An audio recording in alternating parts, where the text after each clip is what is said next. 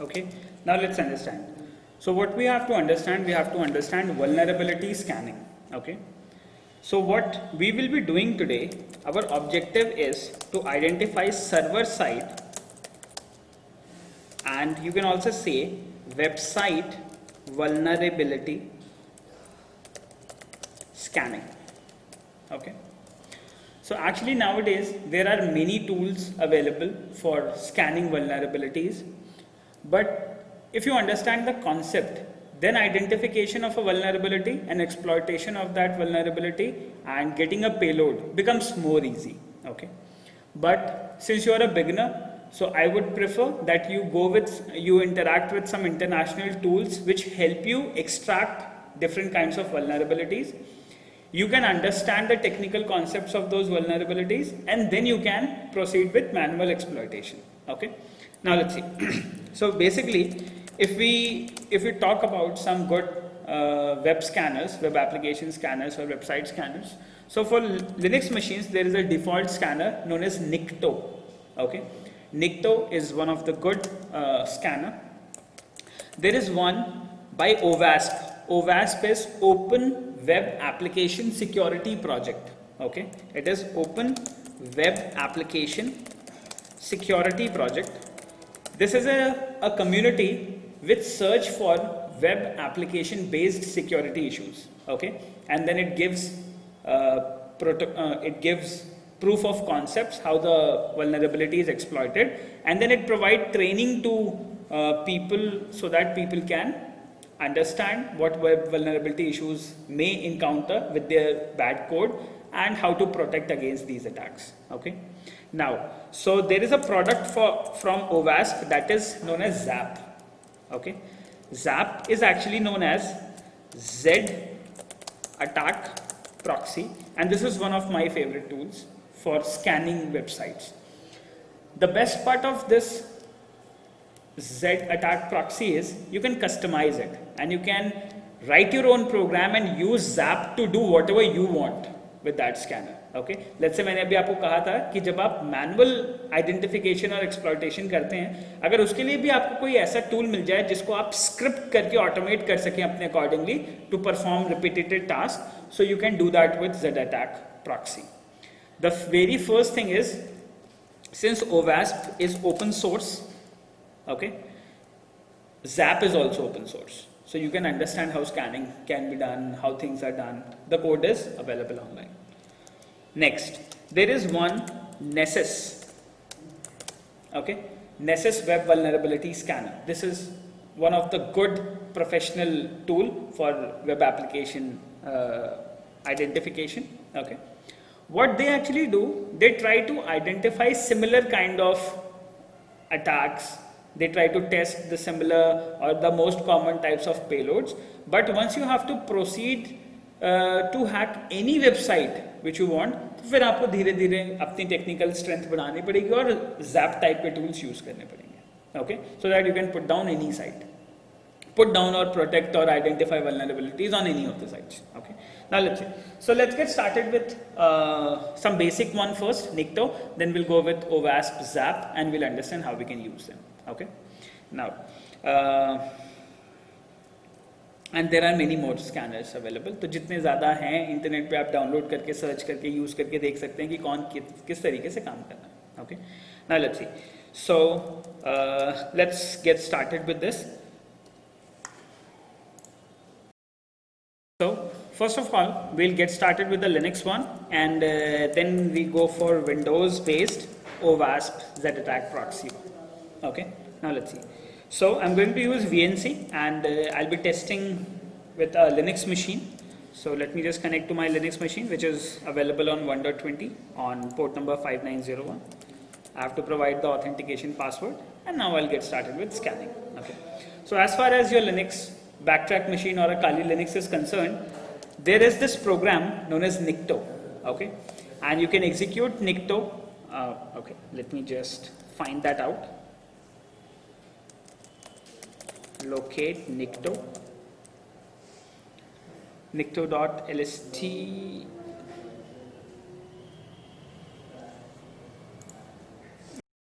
So now what am I actually doing is I'm using my VMware, and using this VMware we are going to test Nikto. Okay, so first of all I'll search the exact path of Nikto where it is installed. So I can do that with locate. So once I locate, you can see that I've got the path, that it is located at a path known as /pentest web Nikto, wherein we can proceed with execution of this software. So now what we can do, let's go to the directory cd/pentest web and Nikto, and in the directory if we execute ls, you can see that there is a Perl file nikto.pl. okay, you can open that with gedit, that is also a graphical text editor in Linux, and you can see the Perl script here. Okay, so here is the Perl script wherein complete source code of that scanner is written. Okay, so in case if you know Perl, you can read how it is connecting and scanning the websites. Okay, let's do that. So let me just close it. Now what I like to do, I would like to execute this program, and in order to execute a Perl script, there is an Perl interpreter on Linux machine known as PERL, and we can execute that, nikto.pl. okay. If you execute this without any options, it will ask you that you have specified no host. Okay. In case if you want to provide some configuration file, if you want to display the output, if you want to check the database or other key file, if you want to specify the format with which you want to save the output, you can do a lot of stuff here. Okay, clear? Now let's get started with basic scanning of the website. Okay, and I would like to scan, either we can go for a custom server, okay, or else what we can do is we can go for a real website and we can start scanning. Okay, let's say I would like to start scanning my own website, hackwither.in, for the demonstration. Okay, let's do that. So what I can do is I can do something like Perl nikto.pl, and I would like to go for hackwither.in. That means the host name with which we want to scan. Okay, so as soon as we have to provide the host with the name -host, okay, and then we can provide the target host. So let's just do that, -host and name of the target host, and now you can see that the scanning has been started. Okay, now since we have started the scanning, you can see that we have got the IP address of the website, we have got name of the website is hackwither.in, target port is 80, and the time when we started the scan is somewhat like this, on 7 July at this particular time, whatever the time is set on your machine, you'll get that. So now we identified that the server we are scanning is an Nginx 1.10.2 server. Okay, so the first information we have got at the moment is the server on which my website hackwither.in is running is Nginx type. Okay, I can go to, there are various vulnerability or exploit management websites wherein we can search for vulnerabilities which may be available on Nginx 1.10.2 version. Okay, so one such website, it could be possible that there may be some exploits available. It could be possible there would be exploits, but they are now solved, or they are now the vulnerabilities have been removed. It could be possible. Now, so let the scanning be continue, and by the time I would like to share you some vulnerability databases wherein you can search vulnerabilities depending on the information you will identify. Okay, so vulnerability databases may, we have exploit database. Okay, we have one website, leet.com, 1337.com, that is known as leet.com. Okay, so let's go to exploit databases and let me just show you.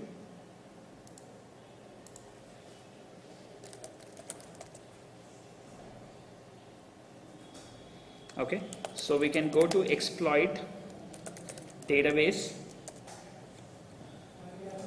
Okay, and here is the website exploit-db.com, You can go to this exploit DB, and depending on the information which you will be identifying or which your scanner will identify, you can search for vulnerabilities in the server software, in applications which may be running on your website or on the server.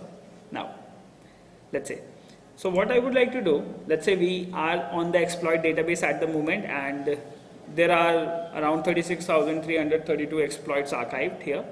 So there are some types of remote exploits, there are some types of web application exploits, okay? There are local privilege escalation exploits, there are many exploits available, okay, for different types of softwares, clear? It covers for Android, for individual platforms, for Linux platform, there are many things available here, okay? Let's say, now what we like to do, let's say we like to search for, on the right hand side there would be a search bar available, but here I don't know why it is not being displayed. Let's just do it in this way, search, okay? So we'll go to the search, and let's say I can search for something like, if I have got an information something like Nginx 1.10.2, I can search for information like this, okay? Let me just go to here. Oh, sorry, that is Nginx /1.10.2, okay? Let's say I'm searching for a server. I'm saying I'm not a robot, okay? And now I'm searching for the exploit available for any of this. So at the moment we don't have anything available for 1.10.2 version, okay? Okay, I have to type in that. Nginx, not the robot.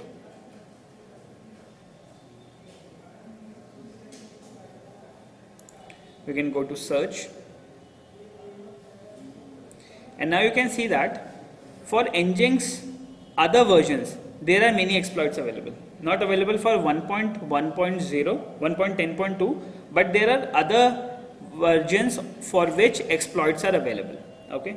And it could be possible that they are available for Linux platform, for multiple attacks. There are many types of options available, okay?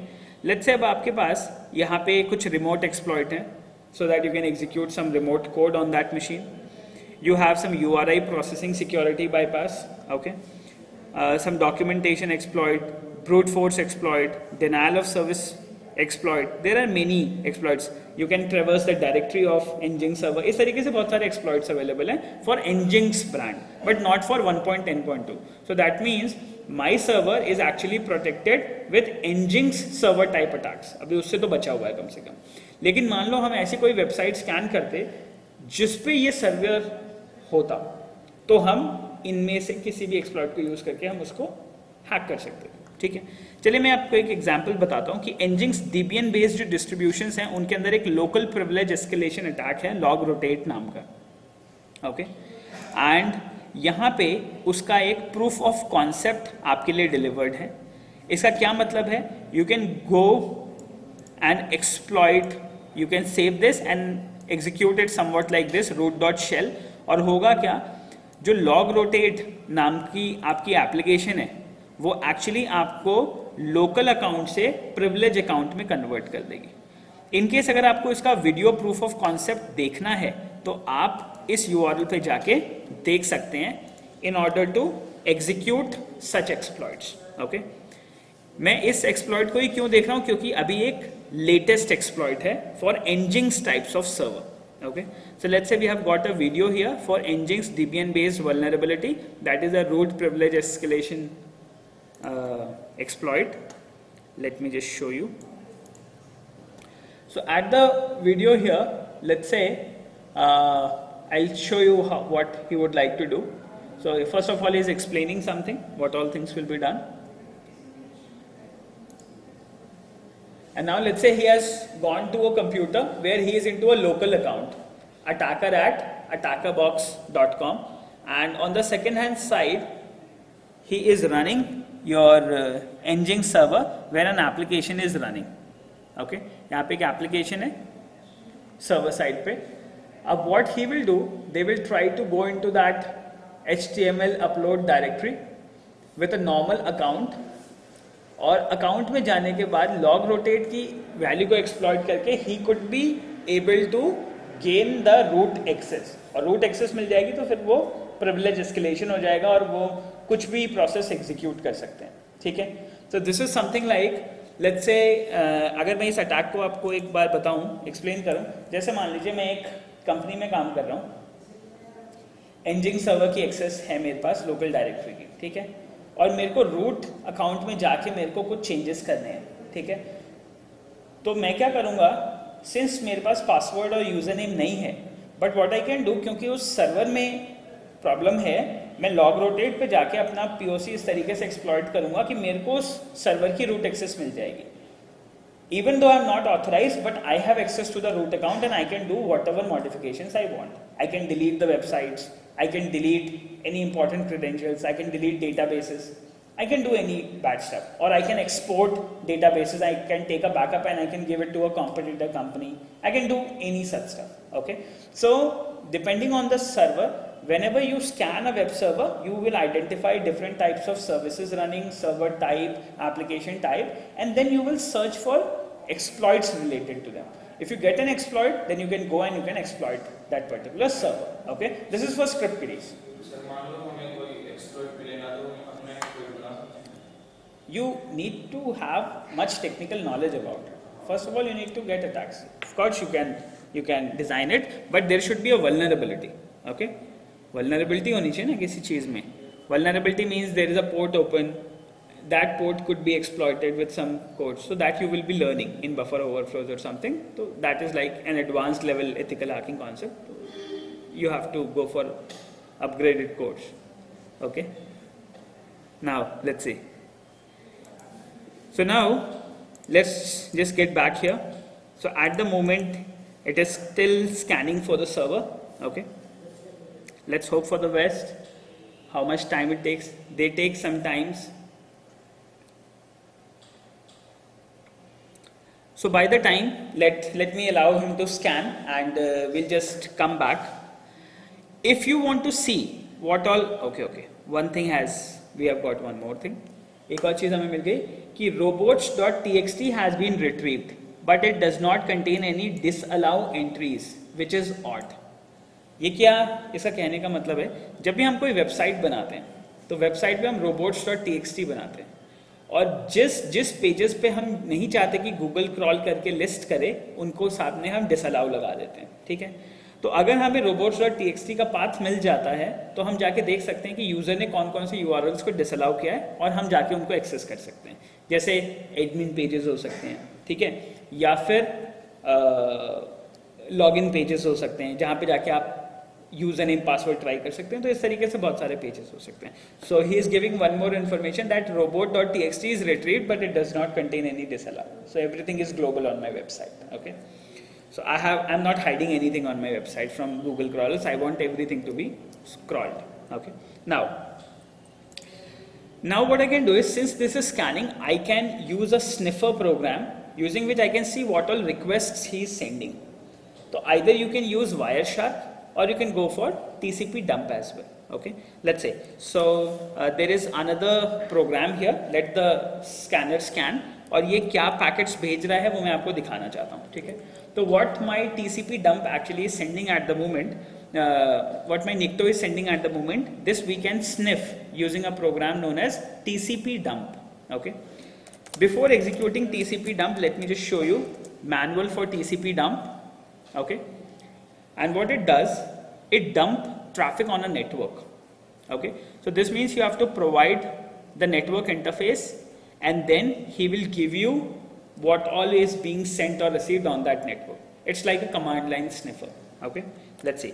So let me just come here and let me just execute TCP dump hyphen interface ETH0. ETH0 is Ethernet interface using which I am connected with internet. So I started TCP dump, and now you can see that we are listening on ETH0 on the Ethernet connection, and you can see that different types of packets requests are being sent. अभी तो ये NetBIOS के packets हैं, नेटबायोस के साथ में ये जा रहे हैं 1119 के लिए, ओके। यूडीपी के कुछ पैकेट्स हैं, फ्लैग के लिए जा रहे हैं, you'll see, you'll get the packets. So now you can see that there are many requests are going to your 1.25 भी और 1.1 भी है. इसी टाइम पे हम वायर शार्क लगा के भी हम चेक कर सकते हैं कि किस टाइप की रिक्वेस्ट जा रही है, ठीक है. तो late me just stop that for a moment here and let me just get started with wire shark, okay. Wire shark में स्टार्ट कर रहा हूँ और वायर शार्क से मैं 1119 के लिए जो भी पैकेट्स जा रहे होंगे उनको मैं लॉक कर लूँगा, ठीक है. Now, so on the first attempt, the scanner is working here. On the second page, I have opened a sniffer in order to check what all requests it is sending. So let's just go to Ethernet 0 and start your network interface. Okay. So now once we have started, we'll get the packet information which will be sent. So I would like to apply as filter selected. Okay. And now you can see that there are many requests being sent. धीरे धीरे packet जाती हैं ताकि server को ये ना लगे कि हम कोई अटैक उसके ऊपर कर रहे हैं, ठीक है. अभी तो सिनैक हो रहे हैं, कनेक्टिविटी बन रही है, हर रिक्वेस्ट के लिए कनेक्टिविटी बनाता है और उसके बाद में फिर जो भी उसको रिक्वेस्ट भेजनी है वो रिक्वेस्ट फॉरवर्ड करता है, ठीक है. Let's say, let it scan and let us get some important key codes.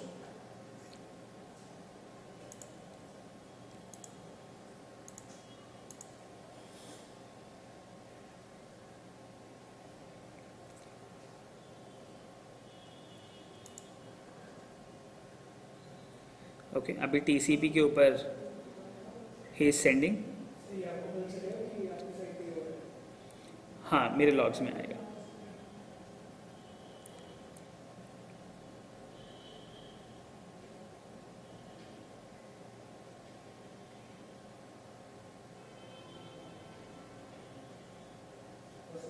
Okay.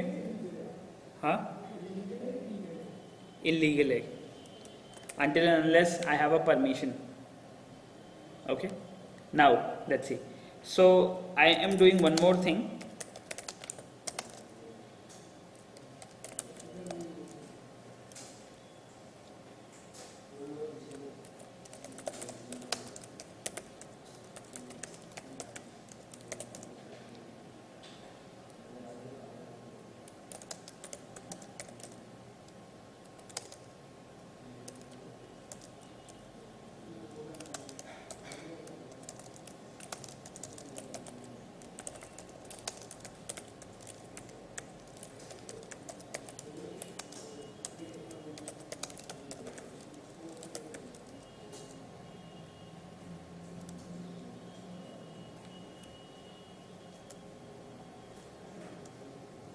Okay, let me just show you the dictionary where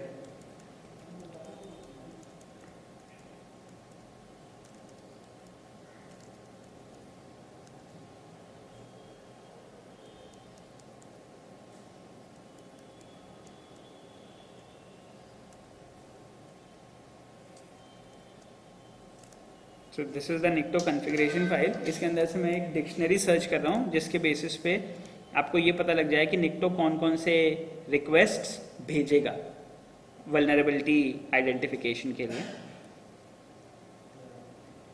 ये सब आपकी एग्जीक्यूट प्लगइन टेम्पलेट डायरेक्टरी हैं.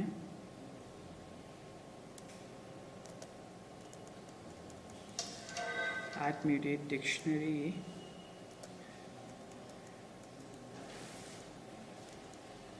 OPT Nikto, plugins and docs.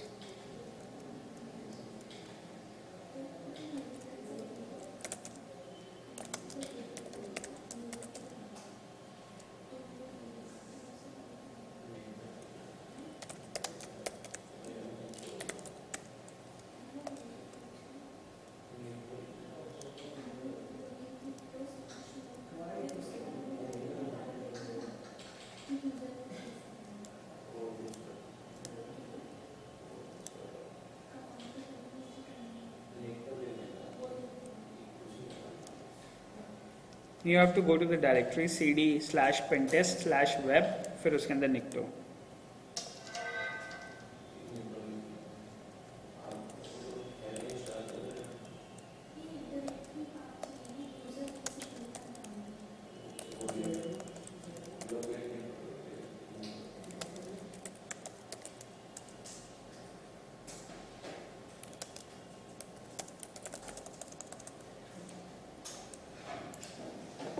Okay now so यहाँ पे एक और चीज़ इसे मिली है, multiple index files found, these may not all be unique, default.asp, index.html, index.php, many index files are here on my machine.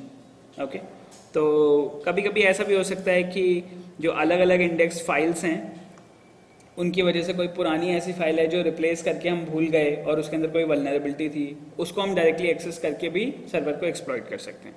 ठीक है, now but वो attackable होनी चाहिए, उसके अंदर कोई ना कोई वल्नरेबिलिटी होनी चाहिए. So we use scanners in order to search for various vulnerabilities which may be available on a remote web server. Okay, अब यहाँ पे देखिए एक अभी रिक्वेस्ट गई थी, ये भी गई एक और. यहाँ पे देखिए एक प्लगइन गया, it is trying to search for get/inc/dbase.php. एक तरीके से रिक्वेस्ट भेज रहा है ये निकटो. ये कर क्या रहा है, चेक करने की कोशिश कर रहा है कि क्या वहाँ पे सर्वर पे dbase.php नाम की कोई पेज है या नहीं. जनरली लोग inc dbase.php ऐसे करके बना के रखते हैं. ठीक है, there could be many websites which we can search using something like this. Let's say in URL/inc/dbase.php. Okay, so there could be websites wherein people may have that dbase php package and dbase php package is exploitable. Okay, so here are some ways in which they are trying to search whether anything like this is available or not. Okay, यहाँ पे मिली, जैसे देखो एक ही website है hamaha.net में /inc/dbase.php करके available है एक पेज. ठीक है, now what you can do is you can also search something like inc/dbase.php exploit, something like this, because it is included in your this ये exploit database में आ रहा है incdbase.php. okay, so there could be some exploits available for this. parameter remote file exclusion करके है ताकि आप shell upload कर सकें. हाँ ये देखो सुन लो, नहीं हमारी साइट सेफ है, वो तो एक रिक्वेस्ट इसने ट्राई किया था कि इस तरीके से ऐसा 119 पे ऐसी कोई फाइल है या नहीं. हाँ वो वल्नरेबल है. हाँ उसका एक्सप्लॉइट है, तो उसके ऊपर आप रिमोट फाइल इंक्लूड कर सकते हैं. मतलब you can inject files into that server, तो that injection could be your shell. अब फिर आपको शेल का URL मिल जाएगा, आप जाके शेल एक्सेस करेंगे, आपके पास पूरा कंट्रोल आ जाएगा सर्वर का. ठीक है, तो मैं बताऊंगा कैसे ये सब फाइल इंक्लूजन ये सब कैसे किए जाते हैं. ठीक है, तो देखो निकटो ने एक यहाँ से पैकेट भेजा hackveda.in के लिए और उसने पूरा URI ये रिक्वेस्ट किया hackveda.in/inc/dbase.php. ठीक है, लेकिन इनका इसको कोई रिस्पॉन्स नहीं मिल रहा है क्योंकि ऐसी कोई फाइल्स है ही नहीं मेरे सर्वर पे. ठीक है, समझ में आ रहा है. तो Nikto is trying to execute different types of attacks. Okay, so what you can do is you can simply go to Google and search for Nikto dictionary as well, which can help you understand कि what all types of things Nikto search. Okay, Nikto dictionary.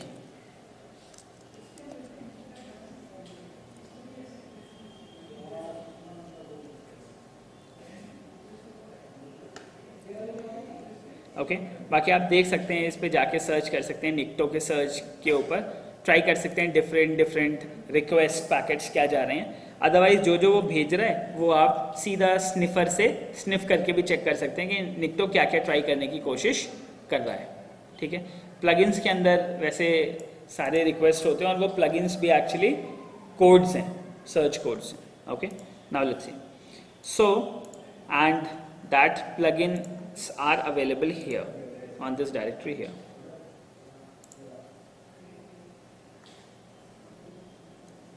Okay अब जैसे एक और गया, दिखाता हूँ मैं, सुनो सुनो. नाउ लेट्स सी, यहाँ पे एक और पैकेट आपका गया, इसने चेक किया कि क्या hackweather.in पे script/proxy/w3proxy.dll करके कोई फाइल तो नहीं है. There could be an attack possible on this proxy.dll. Okay, तो बहुत सारी रिसर्च करने के बाद में जो कंपनीज हैं, स्कैनिंग कंपनीज, वो जितने भी एक्सप्लॉइट्स हैं उनके लिए रिक्वेस्ट्स बनाती हैं और उनको अपने प्लगइन्स में डाल के वेब स्कैनर्स को दे देती हैं. वेब स्कैनर्स एक एक रिक्वेस्ट करके चेक करता है कि इस रिमोट साइट के ऊपर ये फाइल्स हैं या नहीं. अगर हैं तो फिर दे आर लाइक एक्सप्लॉइटेबल, और उनके प्रूव्ड एक्सप्लॉइट्स एक्सप्लॉइट डेटाबेस पे अवेलेबल है. ठीक है, क्लियर?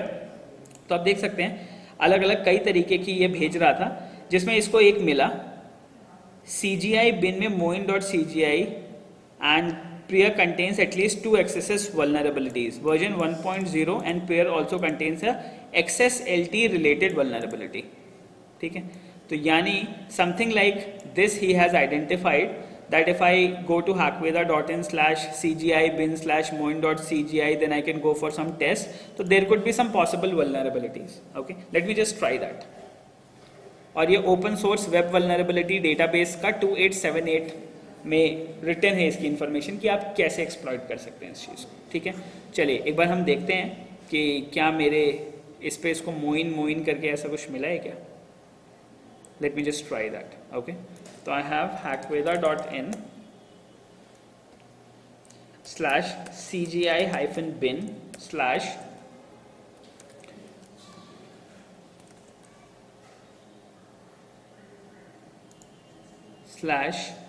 moin.cgi ?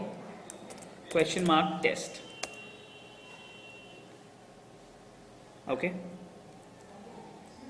सो एज सच कुछ नहीं है इस पेज के ऊपर. Okay, moin.cgi as such there is nothing available on this page. Okay, so my site is not attackable at the moment, but he was trying to say कि अगर ऐसा कोई plugin होता तो वहाँ पे XSS की vulnerabilities हैं. ठीक है, इसको समझने के लिए आप OSVDB 2878 पे जा सकते हैं और सर्च कर सकते हैं. ठीक है, और इसको हम यहाँ पे भी सर्च करके देख सकते हैं कि अगर खैर उस टाइम मैं रिकॉर्ड कर रहा था या नहीं रिकॉर्ड कर रहा था ये मुझे पता नहीं. एक बार मैं Ctrl F करके सर्च करके इस पर देख सकता हूँ कि इस पर अगर वो स्ट्रिंग रिकॉर्ड हुई है या नहीं, लेकिन मैंने बीच में शायद बंद कर दिया था CGI/bin, तो आई डोंट हैव दैट, वो रिकॉर्ड नहीं हो पाया. ओके, चलो no problem. So now what we can do, let's say मैं इसको दोबारा रीस्टार्ट कर देता हूँ. Now let's see. So here, let's say we can go to the URL here, OSVDB 2878. ऐसे ही था ना कुछ, CGI-bin moin. Let me just check. It is 2878. ठीक है, एक और मिला इसको JRUN default file web INF में web.xml भी कुछ मिली है इसे. ठीक है, चलो पहले इसको चेक कर लेते हैं. अब यहाँ पे क्या है, OSVDB 2878.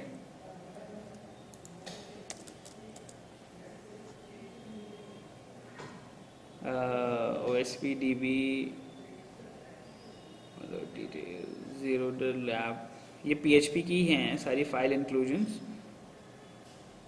ठीक है, इसको देखने से पहले वेब INF वाला देख लेता हूँ कि ये क्या है. ठीक है, अलग अलग जो वल्नरेबिलिटीज टाइप की आ रही हैं वो just we are trying to see. ये सब इंफॉर्मेशन डिस्क्लोजर है, इसमें कोई एक्सप्लॉइट नहीं कर सकते. इंफॉर्मेशन डिस्क्लोजर वो होता है कि आपको साइट की ऐसी कुछ इंफॉर्मेशन मिल रही है जो कि यूज़र दिखाना नहीं चाह रहा है. ठीक है, चलो जैसे हम इसको ट्राई करते हैं, hackweather.in/inf/web.xml.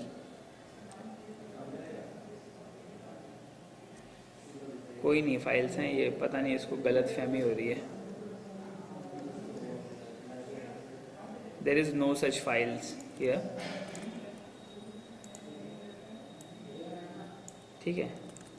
एक बार हम इसको देख सकते हैं वैसे किसी और के लिए सर्च करके, इन URL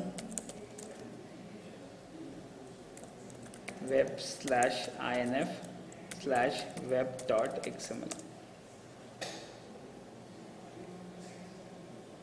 ठीक है। टॉमकैट फोरम इसका कुछ है, ठीक है। जो आपका टॉमकैट के जो सर्वर्स हैं उनकी web.xml अगर कभी मिल जाती है तो उनकी कुछ इन्फॉर्मेशन डिस्क्लोजर हो सकती हैं। मान लो आपके साइट में web.xml वाला फाइल मिल जाती तो आप क्या उसको डिलीट कर देते हैं?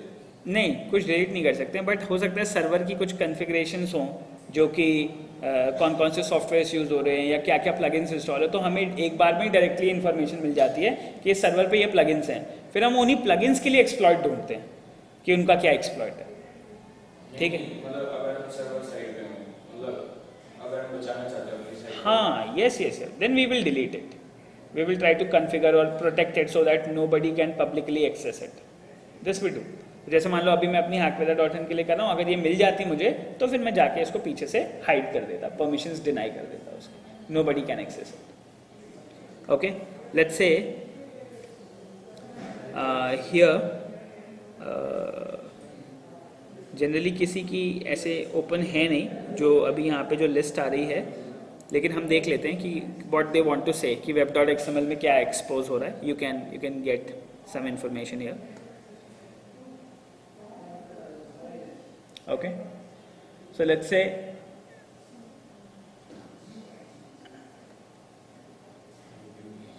okay, this is a forum actually, ये तो फोरम है, इस पर कोई ज़्यादा इन्फॉर्मेशन नहीं है आजकल। एक तो गूगल पे बड़ी एम्बिगुअस इन्फॉर्मेशन भी हैं,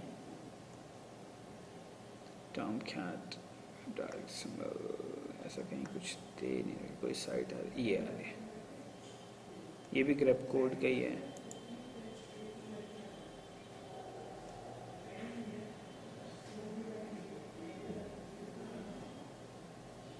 ओके। लेट्स से ये मिली एक अपाचे टॉमकैट के XML वर्जन की इन्फॉर्मेशन, ठीक है। तो ये बता रहा है कि जैसे सर्वलेट्स हैं उस पर कुछ multi part configurations, file type size set कर रखे हैं, ठीक है।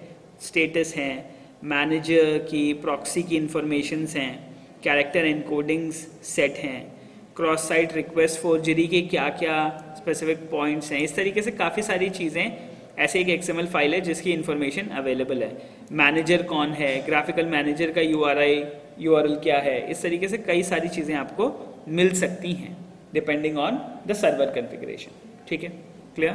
तो this is just like a technical concept कि आपने एक बार एक वेब सर्वर को स्कैन किया और सर्वर को स्कैन करने के बाद में आपको उसके अंदर कुछ इम्पॉर्टेंट इन्फॉर्मेशन मिल सकती हैं, ठीक है। तो जैसे अब इसको एक और कर रहा है, allow users account info including password to be retrieved remotely, तो चेक कर रहा है कि आप ये भी चेक कर लो आपके में ये भी इंस्टॉल तो नहीं है, /sip sys users a admin user। उसके बाद में वेबमेल को ये चेक कर रहा है कि वेबमेल तो नहीं है, ठीक है ना, इलोहा मेल दिस वर्जन अगर होगा इसके ऊपर वेबमेल में तो ये भी क्रॉस साइट स्क्रिप्टिंग की वल्नरेबिलिटी है। तो आगे ये वल्नरेबिलिटीज़ क्या हैं, इन्हें कैसे एक्सप्लॉइट करना वो अभी आप सीखोगे, ठीक है, क्लियर। एक और इसे मिला कि सिक्योर कंट्रोल पैनल पे कोई पेज वहाँ पे है, वेबमेल करके उस सर्वर पे एक पैनल है जिसको हम डायरेक्टली एक्सेस कर सकते हैं, ठीक है। चलो जैसे इसको देखते हैं सिक्योर कंट्रोल पैनल। तो लेट्स से मेरे को अगर मैं गया hackweather.in/secure control panel, ठीक है। तो I have just directly gone to the control panel for this particular server, okay.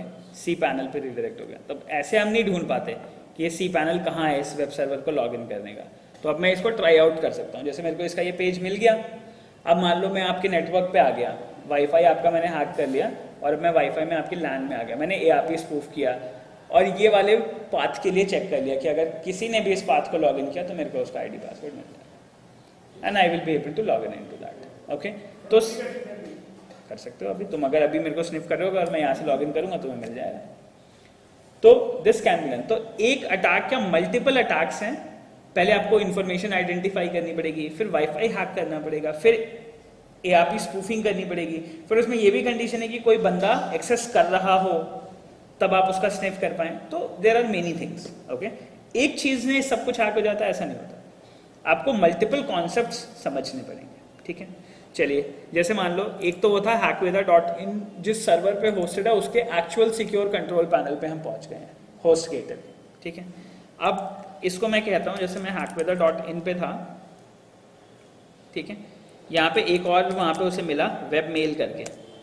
मैंने वेब मेल एक्सेस किया तो मैं डायरेक्टली वेब मेल के लॉगिन पे रिटर्न हो जाऊंगा कि यहाँ से हम अपने मेल्स एक्सेस कर सकते हैं. ईमेल आईडी डाला, पासवर्ड डाला और उस कंपनी के मेल्स एक्सेस हो सकते हैं. ठीक है, in the same way let's say we have something like webmail/blank.html. ये जनरली इस वर्जन में होता है जिसके अंदर एक्सेसेस की वल्नरेबिलिटीज होती हैं. ठीक है, तो चलो देख लेते हैं क्या है हमारे पास ये blank.html. hackweather.in/webmail/blank.html. So let's say blank.html पे गए तो we have reached to a page blank.html जिसके अंदर क्रॉस साइट स्क्रिप्टिंग की वल्नरेबिलिटीज हो सकती हैं. ठीक है, तो you have to scan that with the cross site scripting. अब क्रॉस साइट स्क्रिप्टिंग क्या हो सकती है. लेट्स से जैसे मान लो यहाँ पे मैं ऐसे ही कोई स्क्रिप्ट एग्जीक्यूट करना चाहूँ. ठीक है, ये मैं अभी आपको आगे बताऊंगा कि स्क्रिप्ट क्या हो सकती है. लेट्स से मैंने आपको ऐसे कहा अलर्ट हेलो. ठीक है, मान लो मैंने ऐसा कुछ ईमेल आईडी और पासवर्ड दे दिया और मैंने इसको लॉगिन कर दिया.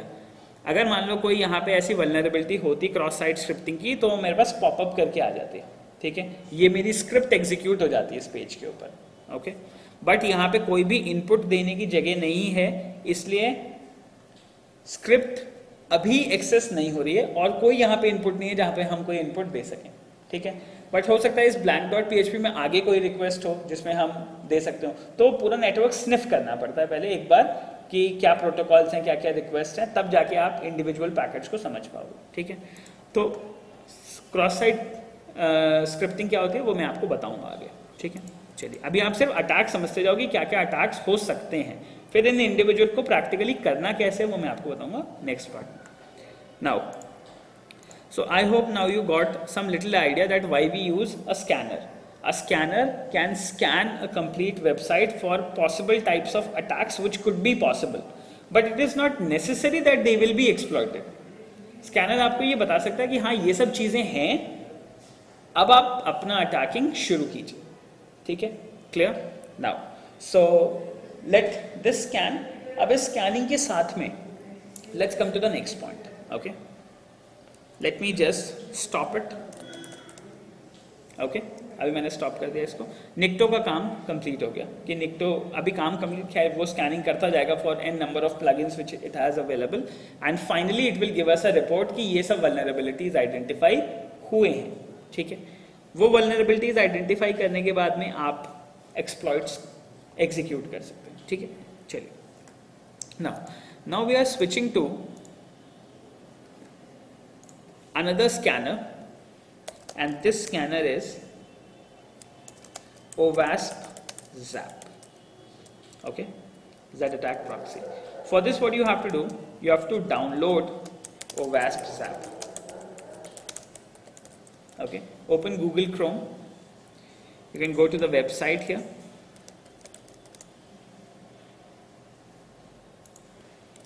Download OWASP Zap.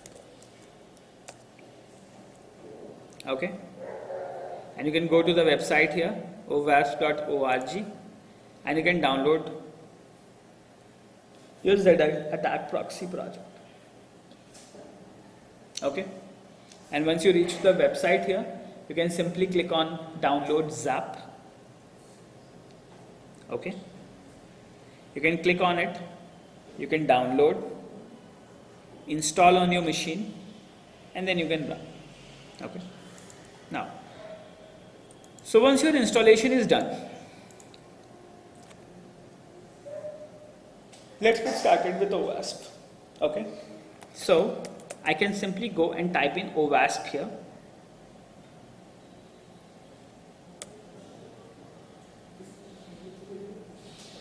Okay,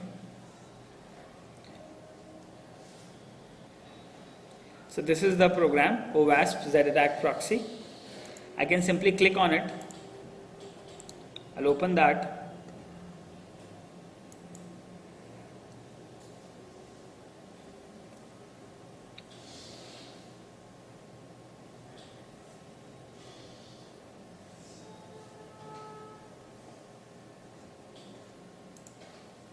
Okay, let me just search. Here I have the OWASP app.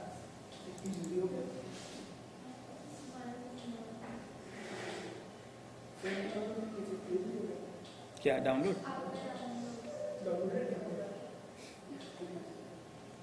Okay, so once you will start the Zap, I have 10G, 20G, 20G, cloud है मेरे पास. Okay, now let's see.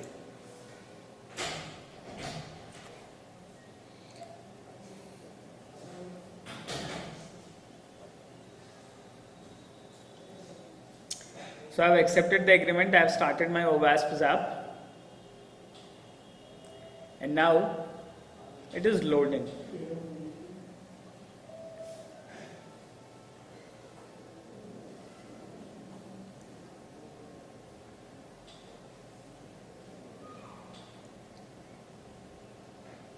So it is initializing at the moment, including all the scanners, features, everything is trying to do. And then we'll proceed with attacks. Okay.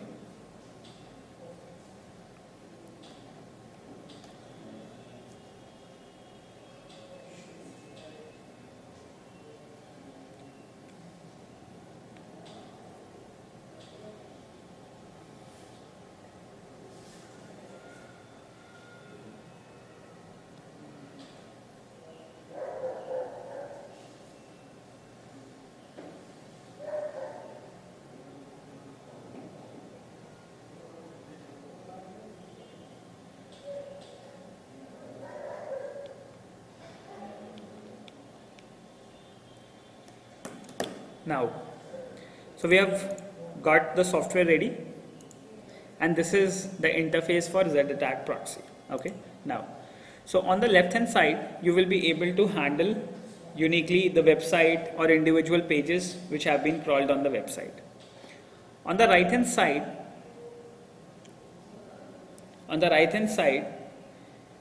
you can provide the URL to attack. Okay. What this Z-Attack Proxy does, it requires a web browser to send requests to websites. Okay, and in order to do that, sometimes what we need is we need to go to a browser and we have to connect that with the Z-Attack Proxy on a specified port number, that is 8080, whatever the Z-Attack Proxy port number is. Okay, so this Zap can work in two modes. The first mode could be automatic mode, operational modes. A, first mode is automatic mode. B mode could be manual mode.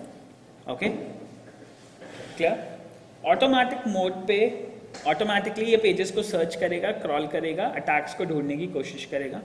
Manual mode में you can browse through websites using your browser at individual places, and there he will try to see if that particular page is vulnerable to attack or not. Okay, now let's see. So first of all, we'll get started with automatic mode. So let's say I'm providing my website hackweather.in. Okay, either I can select from a list of websites which I have, but I don't have any websites at the moment. Okay, so I will simply provide in name of the website which I want to attack, and I will get started with the attack.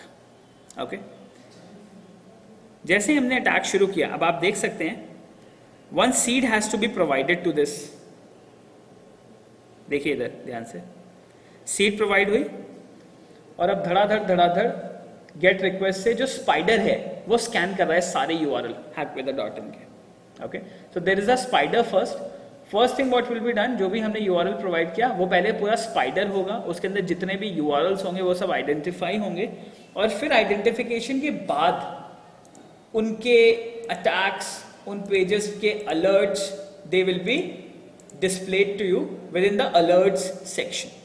Okay, so at the moment around 75% of my website has been scanned and around 102 individual URLs have been found. All URLs. We are spidering it at the moment. Okay. Vulnerable जो होंगे वो आपके पास alerts में यहाँ पे display होगा, ठीक है। ये बेसिक अलर्ट्स दिखा रहा है, ये देखिए, एक तो है मेरे पास एक्स फ्रेम ऑप्शंस के हेडर्स सेट नहीं है इन पेजेस पे, ठीक है। इसके बाद में क्रॉस डोमेन जावास्क्रिप्ट हम इंक्लूड कर सकते हैं।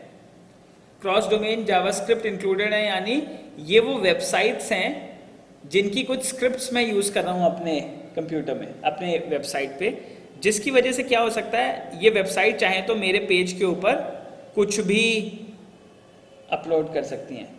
अगर मैं लेटरीच को हैक कर लूँ और उसकी स्क्रिप्ट में से कोई डेटा डालूँ तो hackweather.in अपने आप इफेक्ट हो जाएगी या वल्नरेबल हो जाएगी, ठीक है।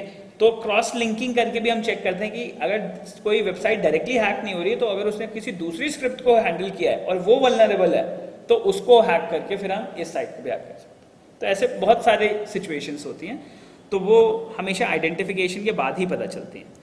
तो अब आपका स्पाइडर जब खत्म हो गया है तो अराउंड 132 यूआरएल फाउंड हुए।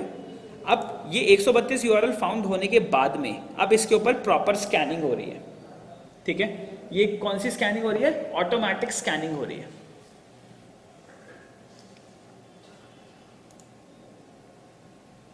ठीक है। और ये आपके इंडिविजुअल पेजेस हैं, ये आपकी robots.txt फाइल है, robots.txt है मेरी, बट उसके अंदर कुछ भी नहीं है, ठीक है, खाली है। ये मेरी jobs.php है, ठीक है, जहाँ पे हम कुछ पैरामीटर्स रिसीव कर रहे हैं, जॉब नंबर, ओके।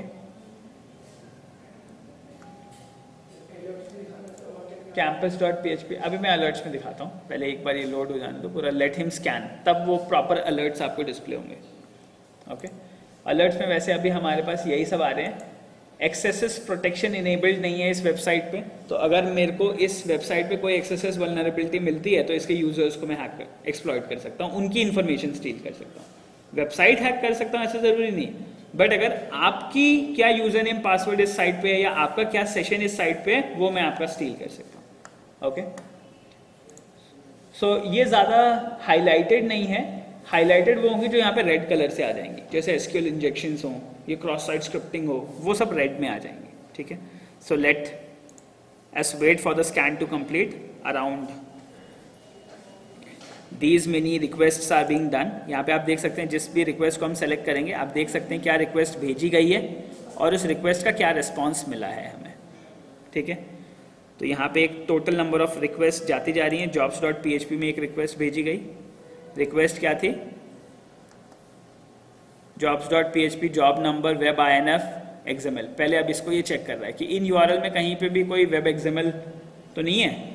पहले ही सर्चिंग, जो निक्टो सर्च कर रहा था ये भी उसी चीज़ को सर्च कर रहा है, बट इसका सर्च मैकेनिज्म और UI थोड़ी सी ज़्यादा क्लियर है, जिससे हम ज़्यादा अच्छी तरीके से इन्फॉर्मेशन ले सकते हैं।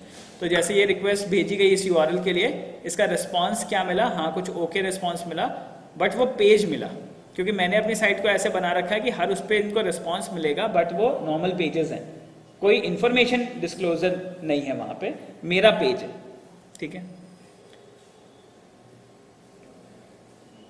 Now so let it try to scan. और यहाँ देखिए अलग अलग डायरेक्टरीज मिल रही हैं। hackweather.in पे कुछ पेजेस मिले इंपॉर्टेंट, जिनके साथ इंटरेक्शन शुरू हुआ एक सीड के बाद, hackweather.in सीड के बाद। फिर एक इमेजेस नाम की डायरेक्टरी मिली, 1to1 नाम की डायरेक्टरी मिली, जिसके अंदर jQuery है, इमेजेस है, इमेजेस के अंदर टच है, टच के अंदर भी कुछ पेजेस हैं। तो इस तरीके से वो डायरेक्टरी स्कैनिंग भी कर रहा है साथ के साथ मेरे सर्वर की, और इंडिविजुअल रिक्वेस्ट भेज के भी पूरा चेक करता जा रहा है। अभी 174 टोटल नंबर ऑफ रिक्वेस्ट इसे भेजनी है।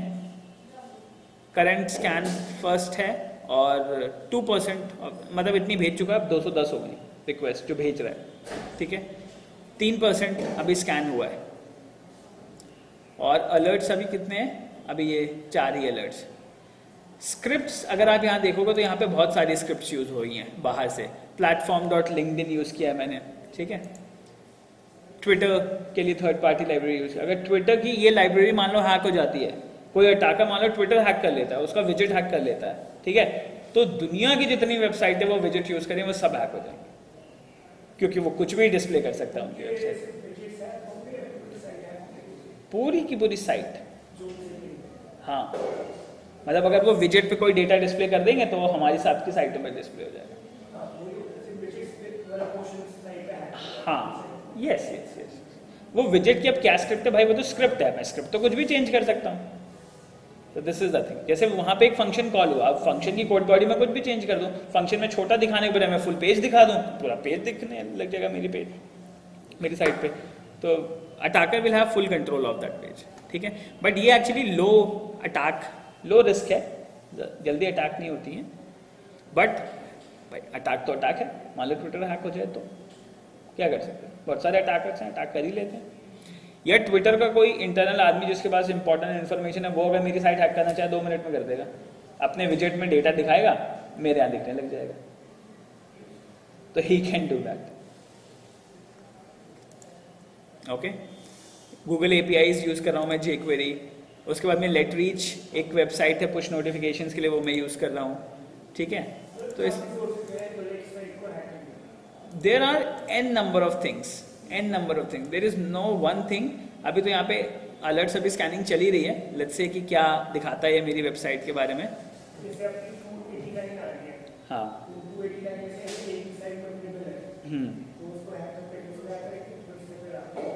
हाँ, अभी जैसे यहाँ पे रिक्वेस्ट जाती जा रही है, अब ये क्या है ना, देखो इंडिविजुअल रिक्वेस्ट ट्राई कर रहा है। जैसे इसने क्या किया, जो जॉब नंबर जो वैल्यू है, ठीक है, जॉब नंबर जैसे एक पेज मिला, अब इसकी रिक्वेस्ट में देखो ये क्या कर रहा है, जॉब नंबर के आगे कुछ कुछ पॉइंट लगा के रिक्वेस्ट भेज रहा है, ताकि वेब सर्वर अलग अलग तरीके से रिस्पॉन्ड करे। अगर वेब सर्वर अलग अलग तरीके से रिस्पॉन्ड करेगा तो इसको लगेगा कि हाँ यार कुछ ना कुछ अटैक पॉसिबल, लेकिन मेरा अभी सेम ही पेज आ रहा है, इसलिए इसको अभी लग नहीं रहा कि ये चीज़ अटैक हो सकती है या नहीं, ठीक है। तो इसलिए अभी ये कंटिन्यूसली स्कैनिंग कर रहा है, देखो बहुत सारे पैरामीटर्स ट्राई कर रहा है, %5C 5C 3E, इस तरीके से अलग अलग रिक्वेस्ट भेज रहा है पैरामीटर्स को, trying to hack the site. Okay,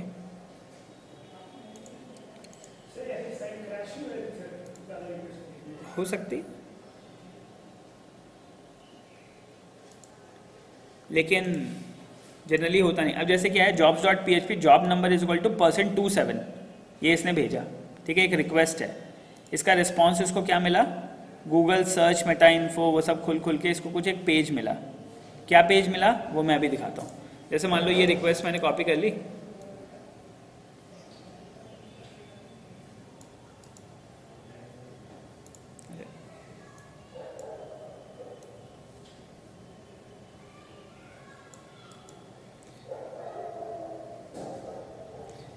directly डाल के देख लेते हैं, ठीक है। लेट हिम स्कैन, यहाँ पे हमारे को एक मिला hackweather.in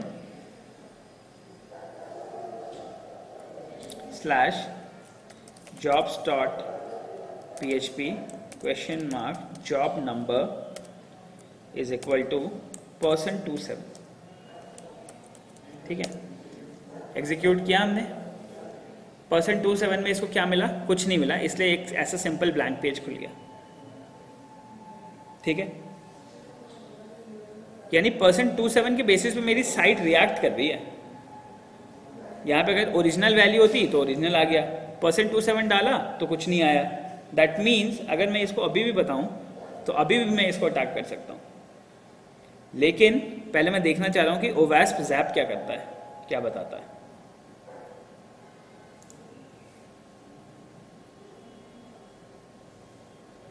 ठीक है,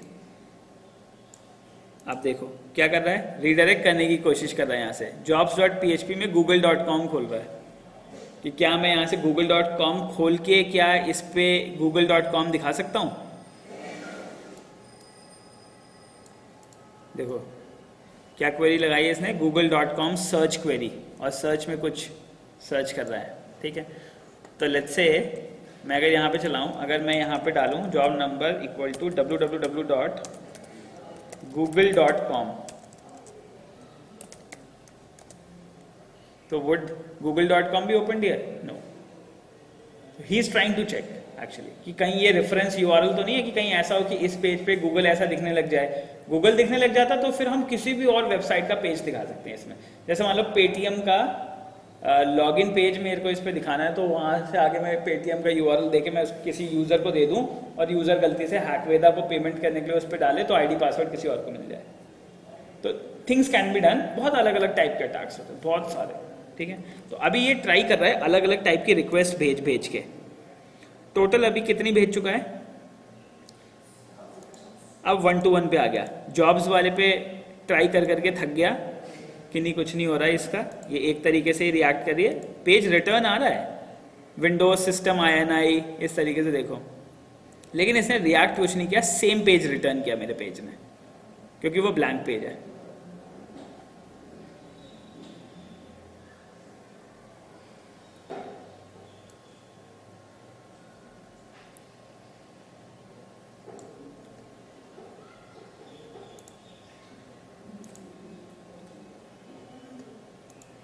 ओके देखो अब 1 to 1 पे भेज रहा है, कुछ फर्जी नंबर ट्राई कर रहा है कि ये वैल्यूज़ भेजने से क्या रिस्पॉन्स आएगा।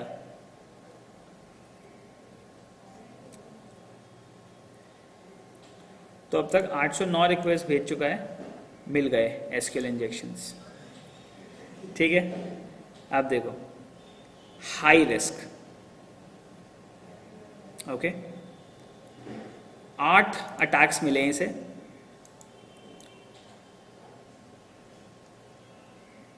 ये देखो ये 8 अटैक्स का मतलब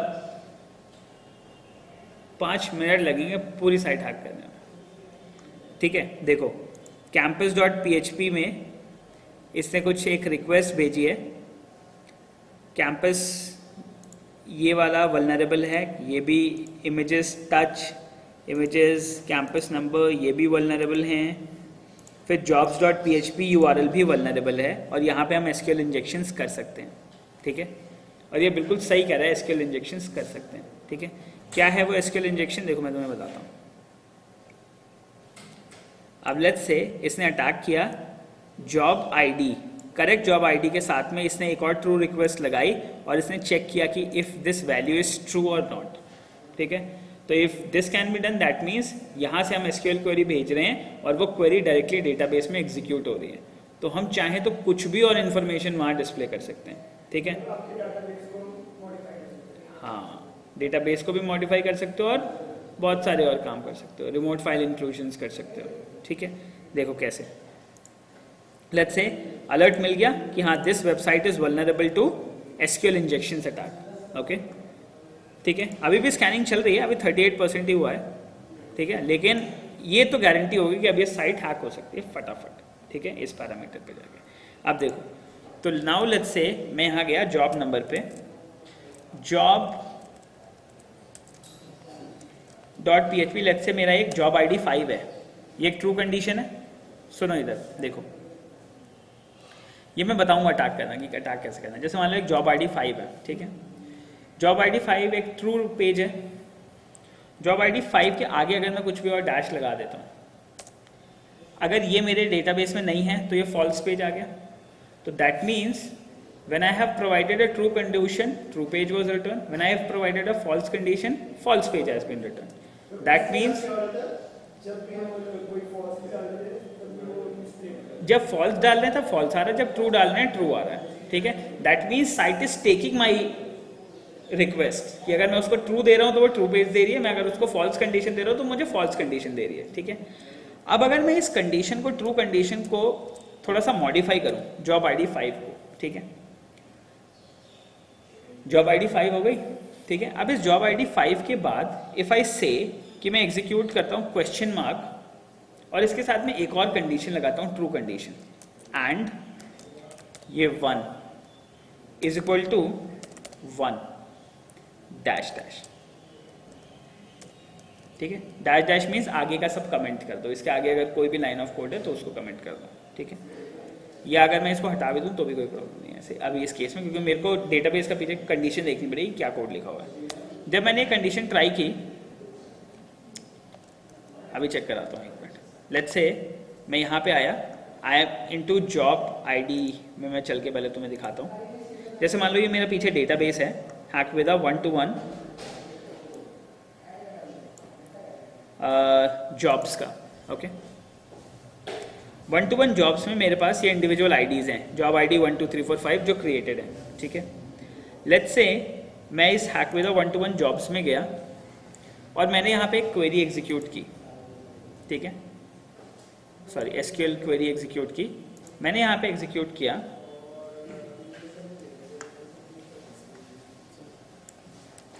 सेलेक्ट, हो गया, select star from hack from, ठीक है, सेलेक्ट स्टार फ्रॉम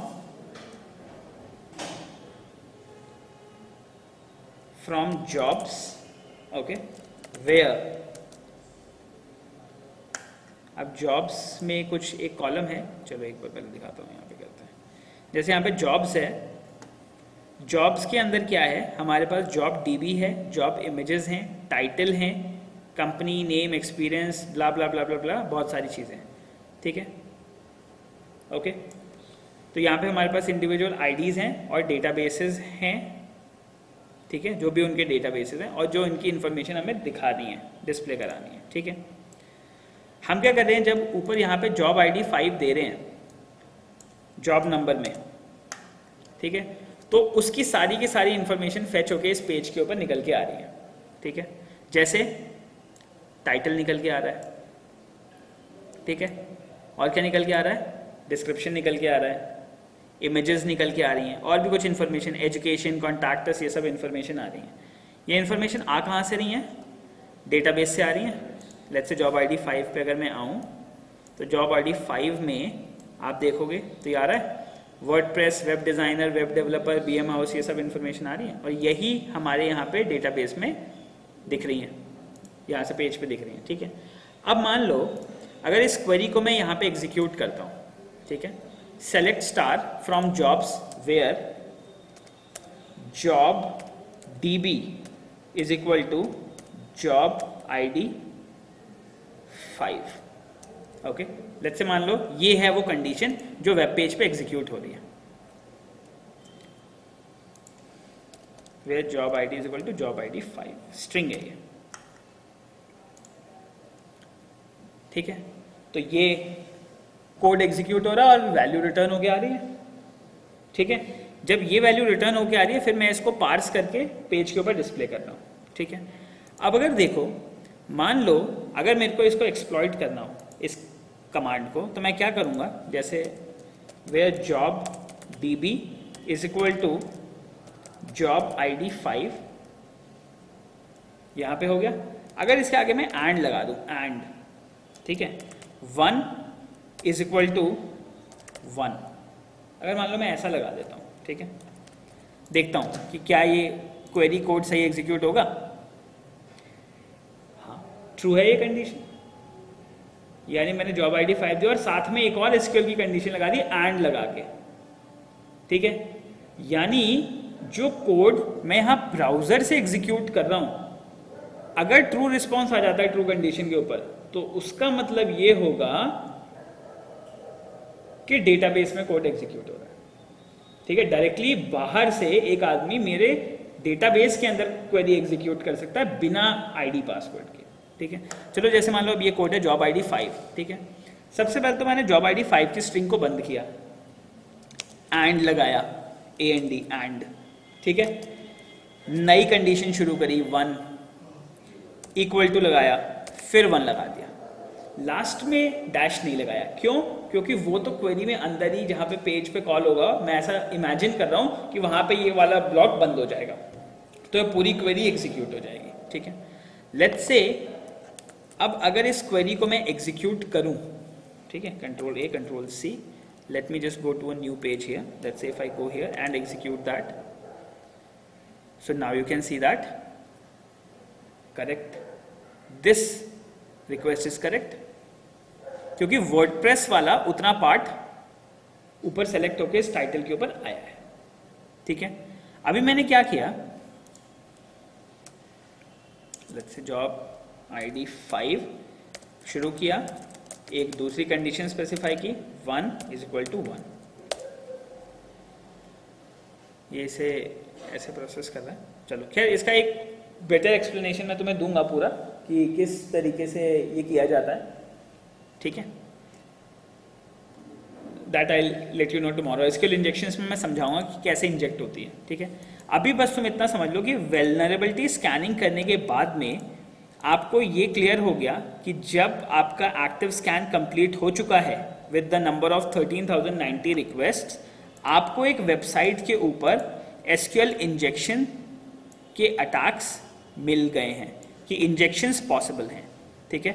और क्या मिल गया, डायरेक्टरी ब्राउजिंग मिल गई कि आप इमेजेस पूरी की पूरी देख सकते हैं। पैरामीटर टैम्परिंग मिल गया कि कैंपस नंबर jobs.php के ऊपर आप अलग अलग पैरामीटर्स प्रोवाइड कर सकते हैं, ठीक है।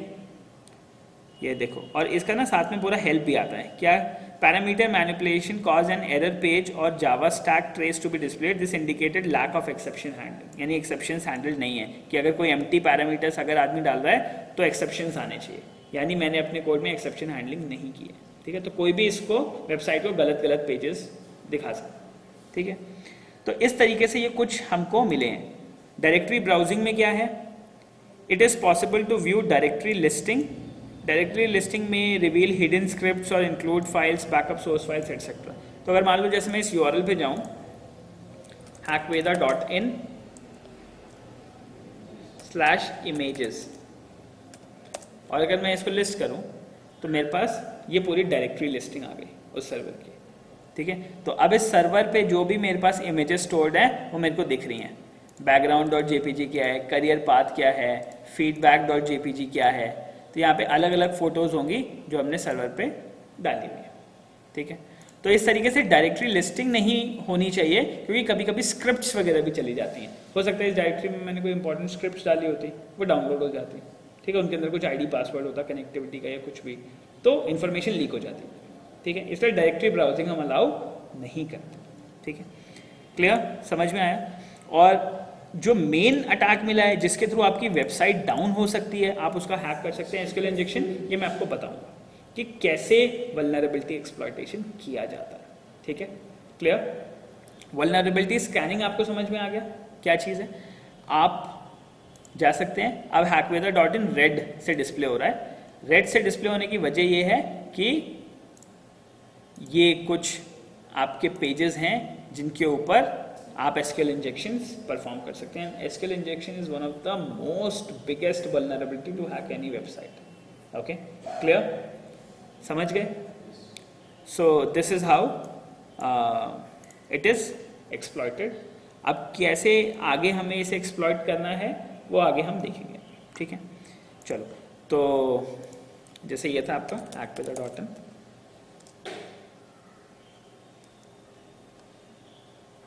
campus id 20 and 1 is equal to 1 dash।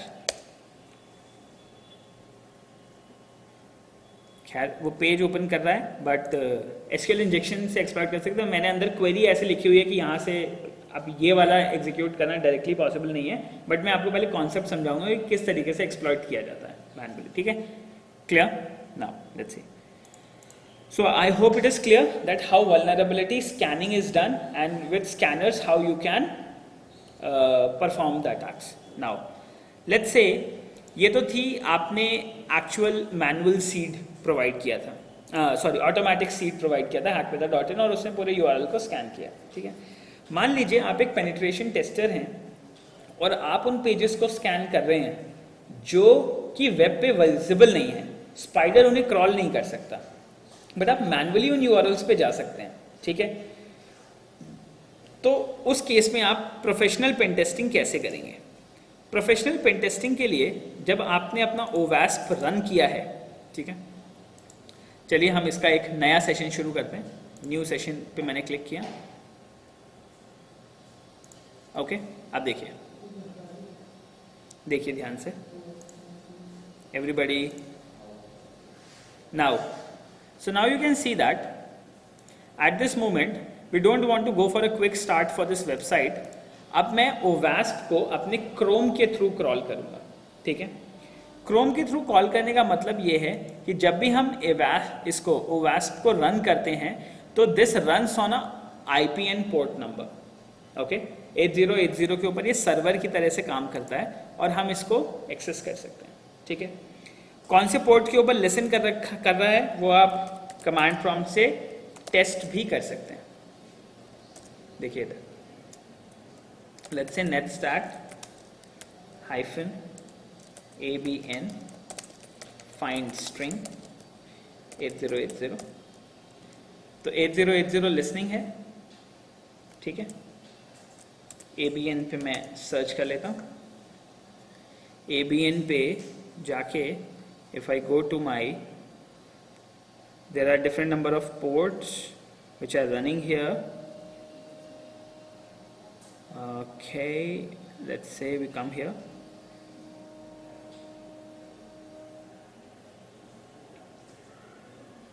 Lead भी रन हो रहे हैं.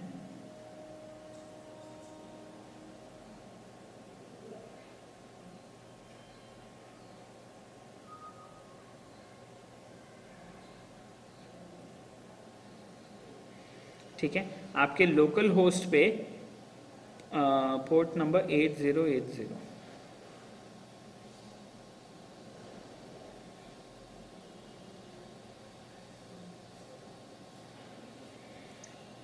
दिखा नहीं क्या पोर्ट नंबर 8080?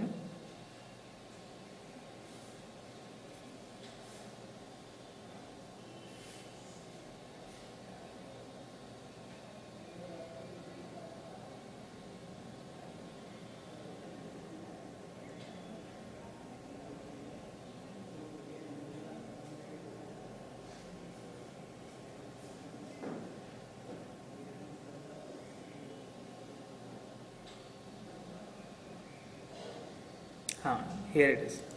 ये देखिए, तो अब जो आपका ये पोर्ट नंबर है 8080, इसके ऊपर एक एप्लीकेशन रन हो रही है java.w.exe. ओके, ये जो java.w.exe है, this is the application which is running your OWASP Zap.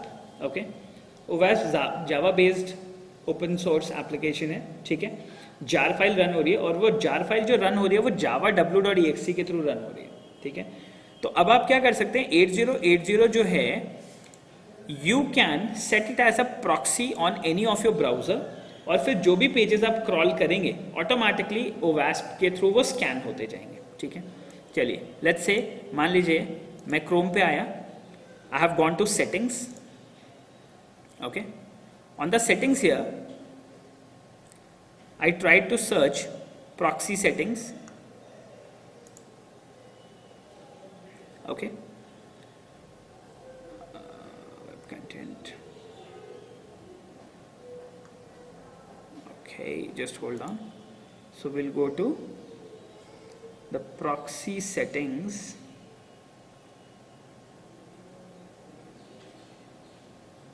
Web content network. Okay, so on the network we have proxy settings. We'll go to proxy settings here. Okay, and in the proxy setting we go to connections. In the connections we'll go to LAN settings. LAN settings के अंदर जाके we have to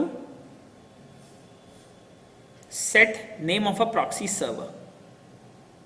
Okay, proxy server would be my IP address like 127.0.0.1 on my port number 8080. By default your OWASP Zap listens on port number 8080. Okay, so you can click on OK. Okay, and now what you can do is whatever sites you will crawl, all these sites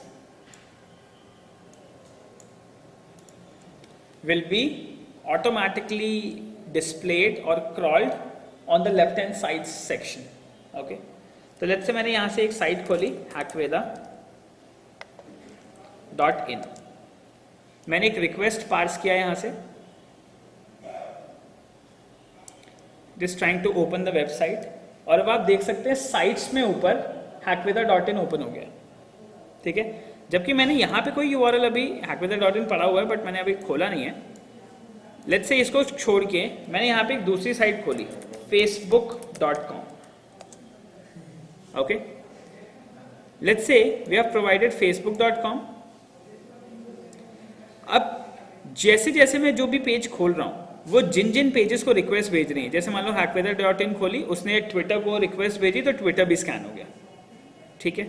जो भी हम URL सब open करते जाएंगे, सारे individually crawl होते जाएंगे आपके पास, ठीक है। और उन क्रॉलिंग के बेसिस के ऊपर अगर वो पेज वल्नरेबल है, they will be displayed here, ठीक है।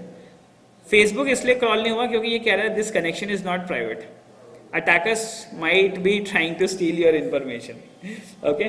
तो इन केस अब इसमें क्या है कि ये क्योंकि प्रॉक्सी सर्वर लगा है इसलिए फेसबुक नहीं खोल रहा है, क्योंकि Zap जो चल रहा है वो HTTP पे चल रहा है, ठीक है। ये HTTPS पे है, तो Zap tried to convert it to an HTTP। ये भी एक तरीके का वो अटैक है, कौन सा? नहीं, क्या बोला आपने? ये आपका स्पूफिंग अटैक है एक तरीके से। अगर आपने किसी की प्रॉक्सी सेट कर दी तो आपके पैकेट्स उस मशीन के थ्रू होके जा रहे हैं, ठीक है। तो फेसबुक तो चलो नहीं खुला, हम कुछ और खोल लेते हैं। लेट्स से IP यूनिवर्सिटी, तुम्हारे कॉलेज की साइट बताना।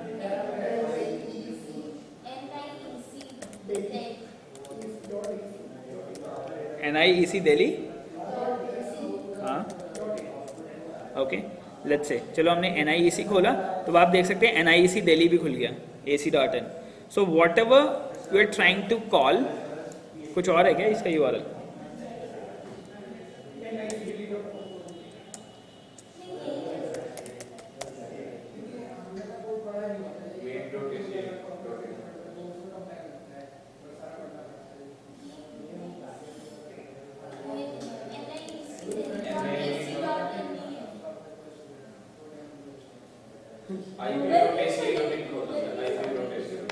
वो सब HTTPS पे हैं, हाँ बोलो क्या? ipu.ac.in। आप Zap को HTTPS में कॉन्फ़िगर कर सकते हैं, तो कोई प्रॉब्लम नहीं, फिर वो HTTPS के ट्रैफिक को भी इंटरसेप्ट कर सकता है, गूगल करना पड़ेगा, ठीक है। ipu डॉट क्या होता है? AC.in।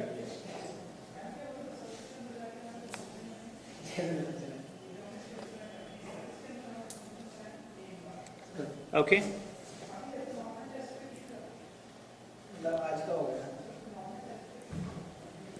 नाउ लेट्स सी, ठीक है। ipu.ac.in ओपन किया तो यू हैव गॉट ipu.ac.in। इन पे भी कुछ X फ्रेम के हेडर्स होंगे, ऑप्शंस होंगे जो नहीं होंगे सेट, ठीक है। अब अगर मैं जाके ipu.ac.in पे जाके अगर मैं एक्टिव स्कैन परफॉर्म करूं, okay, so let's say I can browse from a list of sites, तो यहाँ पे वो सब आ रही हैं जो मैंने स्कैन की हुई हैं अपने क्रोम में। मैंने IPU शुरू किया, सेलेक्ट किया, और मैंने IPU के ऊपर इंडिविजुअल स्कैन लॉन्च कर दिया।